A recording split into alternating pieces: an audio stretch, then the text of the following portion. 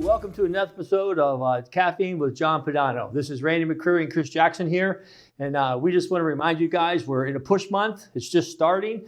So right now you should have your contacts and your recruiting going and your Kirby Life. Kirby Life should be something right now that you're pitching every day in your organizations. Don't forget about the 12-pack we give away at the end of each month. For the guy who brings in the most Kirby Life that sells those 6 and get those free Kirbys. And Chris, if you were a distributor today, why and what would you be pitching Kirby Life for? Well, I've seen Kirby Life in action, and there's actually a distributor in Washington State who has a guy named Yuri. Yuri's brought in 20 Kirby Life people in the last year. Wow. Let me tell you the benefit of that. As a distributor, you instantly double your organization without the cost of recruiting. Very important. Number 2, what you do is you give opportunity to 20 people, but also the guy that brought him in, guess what? He's going out to become a DT. Guess who's going with him? All 20 of the people. So you got an office that opens instantly with a crew to sell over 100 Kirbys a month as a DT. It doesn't get any more positive than that. It really doesn't. And that's why Kirby Life is building so many organizations right now throughout Kirby land. So make sure you focus on it. Talk to people about it. Understand the benefits that Chris just mentioned. Get that $100 on the first sale. Win that free Kirby on the 6th sale. Watch them grow. And of course, when you open up your own organization, which is the end goal for all of us to become factory distributors and enjoy all the things that we have in Kirby World. Right now, though, let's send it off to John Pedano. And hey, don't forget, wash your hands, social distance, wear your mask. Hey, we're in a brand new push month, right? It's May 4th. We got this thing rolling.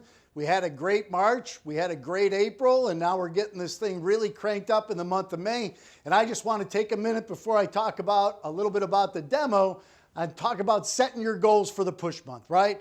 So look, it's May 4th. You're probably a little late, but if you haven't set your goals now, better late than never. Get a calendar with all 31 days on there, right? And map out how many demos you're going to do from today till the end of the month. And if you do the math, if you count the Sundays, you've got 27 work days, 28 work days counting today. If all you did, throw out a few Sundays, so now you're down to 24 work days. If you average 3 demos a pop on those 24 days, you're going to put on 72 presentations between now and the end of the month. Why are goals important? I'm going to tell you the reason why. A lot of people I know in Kirby land and really outside of Kirby land work to pay their bills. The problem with that is when you work to pay your bills, once your bills are paid, guess what you do? That's right, you stop working. So look, at your goals have to be greater than just paying your bills, just meeting your expenses. Your goals have to be several $1,000s more than just making ends meet and just going ahead and keeping afloat, so to speak, right? And when you sit down and you make a goal, it has to be on paper. If it's not on paper, it's not a goal, it's just a wish. And I hate to tell you, but wishes don't come true. However, goals with a plan to back them up and reach them come true every day.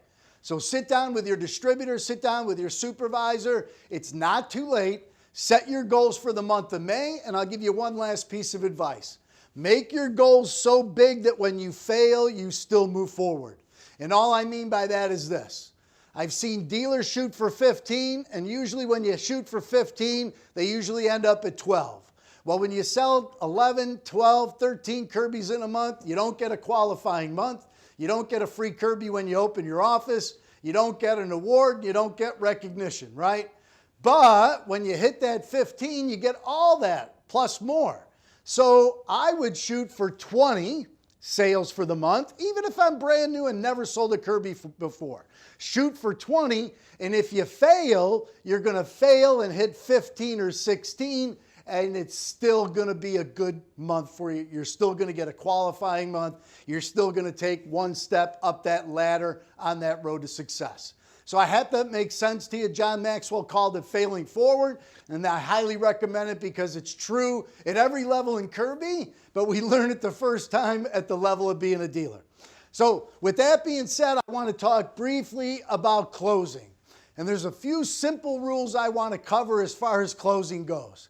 And the first rule I want you to understand is it's only closing. All it is asking them to buy the machine. Now, there's a lot of different ways to ask someone to buy the machine. You could say, may I say welcome to the Kirby family? You could pull out an order form and say, how do you spell your last name? You could say, would you like me to leave it in the upright or the hand portable for you today? There's many different ways you can ask people to buy. But whatever way you ask people to buy, understand it has to be a yes or no question. In other words, saying this, when I was a new dealer, I would finish my demo and I would show people how to buy one, and I would say this, well, folks, what do you think? And what do you think is not a yes or no answer, is it? What do they think? They think it's a lot of money. They think they can't afford it. They even think that they want to think about it. So don't ask them, what do you think? When I was new, this is even worse. I would show people how they could get a Kirby today, and I would say, well, folks, how's that sound? It sounds awful, right? Anytime somebody asks you to spend money, anytime somebody asks me to spend money, it doesn't sound great, does it? And how does that sound is not a yes or no question. But if you go ahead and you finish your presentation and you show people how they can get a Kirby and you say, well, folks, may I say welcome to the Kirby family? Well, if they say yes, what happened? You sold it, right?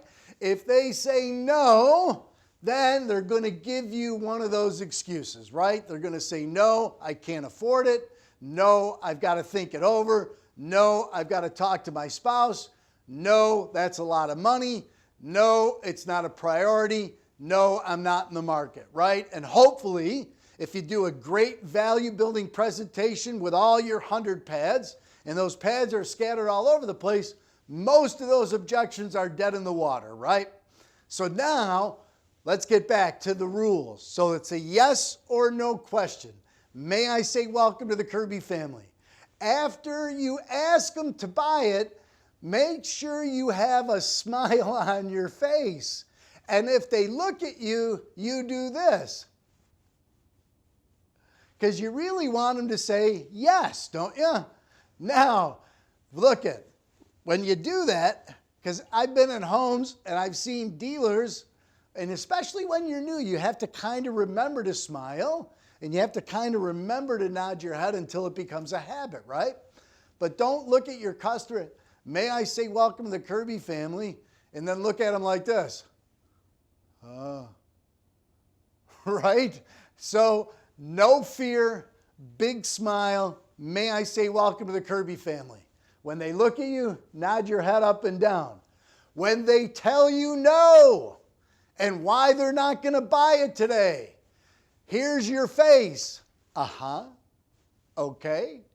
Nod your head, because I want them to give me every excuse now on why they're not going to buy it. I want them to think of all the reasons now why they're not going to get a Kirby today. Because I can't close the sale unless I know why they're not getting it. I'm going to say it again. I can't close the sale unless I know why they're not getting it. So I need to listen very carefully when they're telling me why they're not getting a Kirby today. The other part of that coin is this. If your face is like this when you say, may I say welcome to the Kirby family, and then as they're telling you no, your face does this, you lose, right? So you have to keep your smile even when they're telling you no, why they're not going to get it, okay?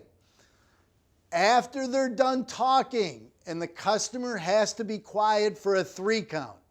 So every time the customer stops talking, in my brain I go 1, 1,000, 2, 1,000, 3, 1,000. If I get to 3, now it's my turn to talk. Because more times than not, you'll get to 2, they'll say some more. They'll stop, you'll go 1, 1,000, 2, 1,000, they'll say some more. and it'll kind of be like not a regular train of thought for them. They'll just keep adding things, and they'll also start telling you, hey, you did a great job. I really like it. It's a good machine, but right now, yada, yada, yada, right? So if it's quiet for 3, then it's your turn to talk.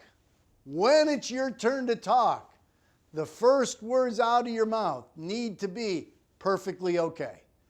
Or, I understand. Or, I can appreciate that. Or, even better yet, you're absolutely right. When a customer tells me that's a lot of money, I say you're absolutely right, it is a lot of money. But if you want high quality equipment that's built to last 20 or 30 years, it's going to be expensive, isn't it? And folks, let's face it, nothing cheap is good and nothing good is cheap, is it? So how do you spell your last name? And now you're right back to asking them to buy. And here's the beauty of it. Every time I ask them to buy, I know what they're going to say. They're going to say yes, or they're going to say no, and one of those objections. So I always know what's coming out. Now, the last little piece of advice I'll give you, and we're not going to do it today, is you need to come up with 3 ways, minimum, to overcome each one of the common objections. And when you have 3 different ways that you can overcome each one of the common objections, then you're going to have more reasons why they should buy it than they have reasons why they shouldn't buy it. So that's your tip for today. And again, stay positive, stay excited, do a great presentation because, you know, I learned this a long time ago too. If there's 12 inches in a sale, don't do a 1-inch demo and an 11-inch close because you're going to miss a lot of demos that you could have sold.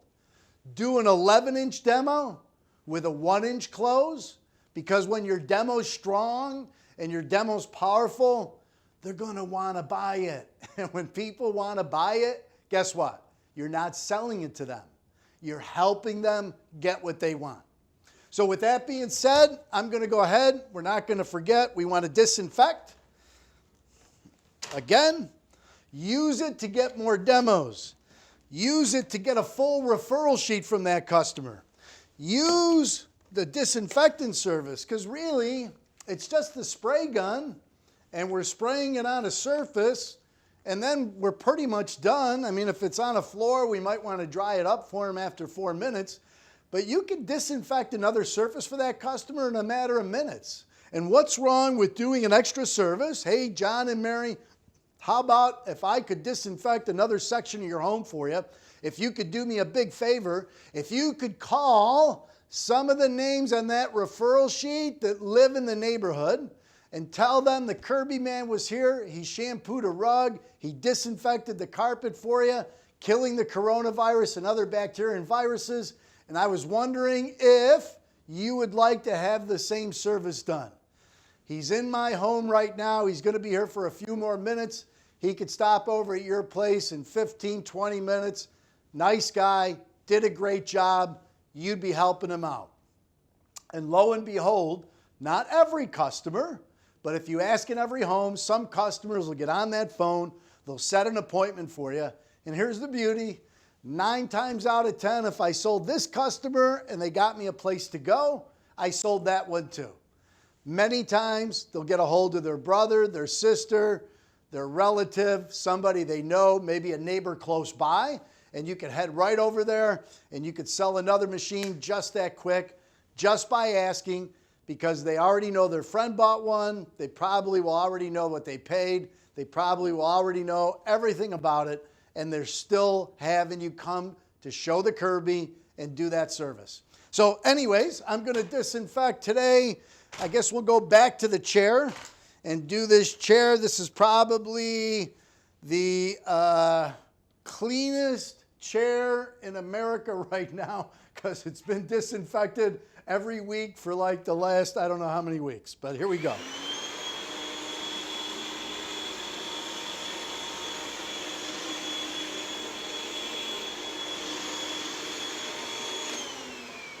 Always remember, a little bit goes a long way, so keep that thing moving. Again, less is more.